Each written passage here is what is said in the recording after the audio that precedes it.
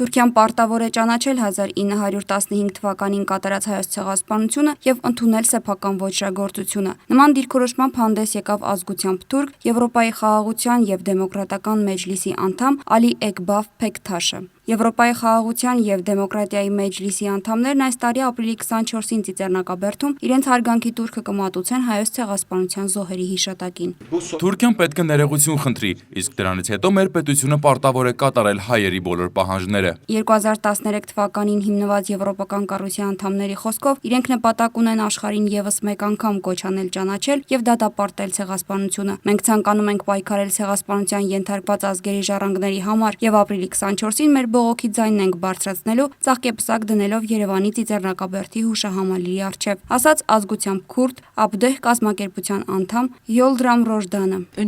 Մենք շատ ուրախ ենք, որ այսօր Հայաստանում ենք, լինելով Եվրոպայի խաղաղության դեմոկրատական մեջլիսի անդամներ, ցանկանում ենք բողոքել եւ դատապարտել հայոց ցեղասպանությունը։ Լինելով Թուրքիայի Հանրապետության կողմից ցեղասպանության ժխտողական քաղաքականությանը դեմ, Եվրոպայի խաղաղության եւ դեմոկրատական մեջլիսի անդամները Եղեռնի հուշարձանի մոտ կներկայացնեն իրենց պահանջը Թուրքիայի Հանրապետության կառավարությանը ճանաչել 1915 թվականի ցեղասպանությունը եւ կրել Եղեռնի հետևանքների պատասխանատվությունը։